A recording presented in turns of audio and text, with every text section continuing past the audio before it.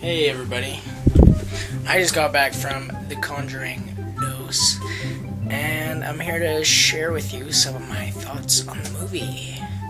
So welcome to my inner thoughts. Let's get right into it. So, The Conjuring 2. It is a well-deserved sequel. It is really good. I enjoyed it. A lot of my friends enjoyed it as well. I thought we had a great time with it. It's a spooky movie. It's quite long, actually. It's like surprisingly long. It's like two hours or something. 2 hours, 10 minutes. But it didn't really feel too long. I kind of wanted it to go on longer. Or did I? Not really. It's a spooky movie. So, I'm sitting in the theater, and this is about halfway through the movie. It's getting real spooky, you know how it goes. I'm doing the old, hand over the forehead thing, the I'm not spooked, but I'm just doing this, in case something happens. And I hear behind me a woman, and she's bawling. Like, she's like, this is a full-grown woman, people. Like, she is bawling her eyes behind me, and I'm like, huh. Like, this really did it for her, and it was the fact that it, like, for most of the people, it covered a huge demographic of the theater that were literally terrified. Like, I was just looking around, scanning the room, and it hit a lot of people pretty nicely, actually. The horror was well done, and even for 2 hours and 10 minutes, it kind of stays constant without repeating itself, which is another thing I was waiting for happen. I was waiting for it to happen, just to start repeating itself and becoming garbage, but it was trying to come up with new ways for horror, and it was good. Suspense was way longer, and that's not really the moral. It was that it was a generally good movie, and I would argue it's even better than the original. I would say it's better than the original. It shows Ed and Lauren like way better. Honestly, they're at their worst in this movie. They're definitely at their worst. And by seeing them at their worst, you're seeing them at their best, if you get what I mean. Like, their acting is excellent. And the kid actors, I thought I was going to walk into that theater and then the kid actors, because there's a ton of them, I thought they were going to be trash. I mean, there was one that was pretty mediocre, but they were pretty good. They're pretty damn good, you guys. Pretty good kid actors. You hear that? Pretty good. So let's get right down to the points. So around the beginning of the movie, the kids are playing with this toy that they're foreshadowing, and I knew something was going to happen with it, but it's the Crooked Man. And so these kids had this flip book type deal where you flip the frames long enough and it does this animation. And so it would sing this song, and then the thing would turn really fast, and you look through a lens, and then the Crooked Man is like running around and shit. They're in the house, and they introduce the Crooked Man. And I thought at first, just by looking at him, he was going to be like a Slender Man type deal. And I hate to make that connection with Slender Man, but it wasn't. They surprised me really well.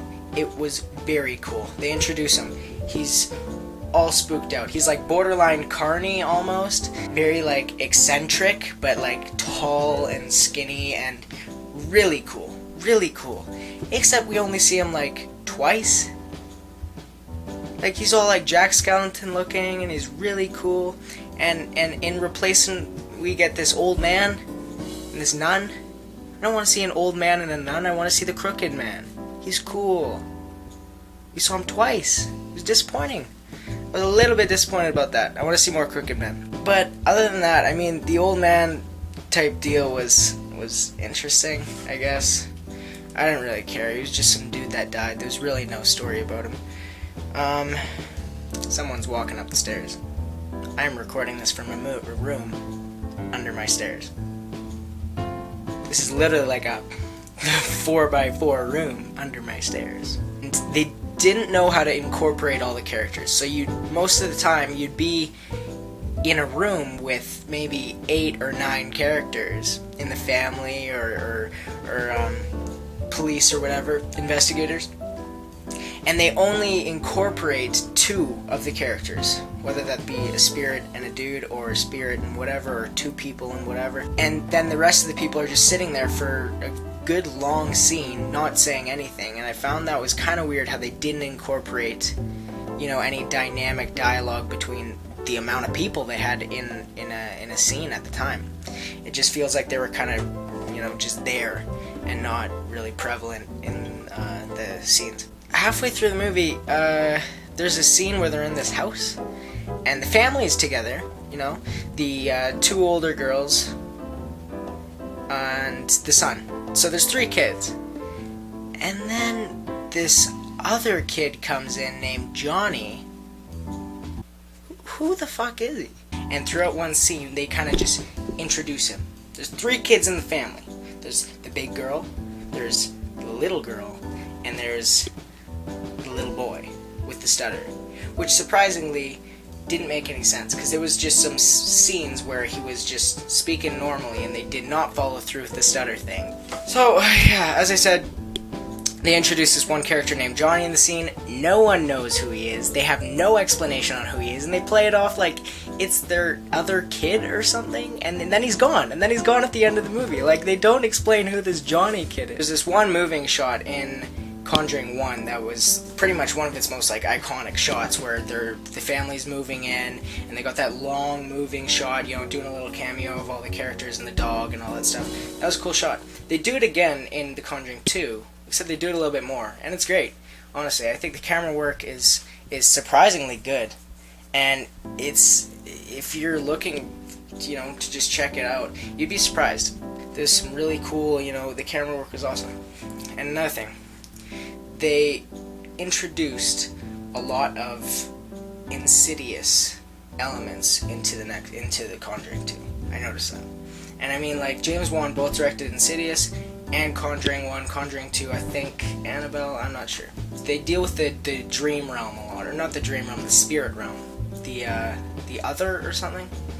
And we have Lorraine going into this realm that is, you know, frequently used in Insidious, and it has that blue color grade, right? She goes in, it has the blue color grade, and they do the exact same thing in Conjuring 2. They pick those elements from Insidious. It didn't feel at all like Insidious. It still, you know, stands on its own as The Conjuring. And I enjoyed that from Insidious, and they just only made it better in The Conjuring. That's pretty much it. Thank you guys for watching. Have a great day. Have a fun time. Keep watching great films. And if you could leave a like, subscribe, whatever, support me in any way whatsoever, I will, you know, get out of this room under the stairs and move somewhere. And I will keep you guys updated on great films, great times, a lot of fun. Leave a like. I don't know what else to say. It's pretty much a win-win.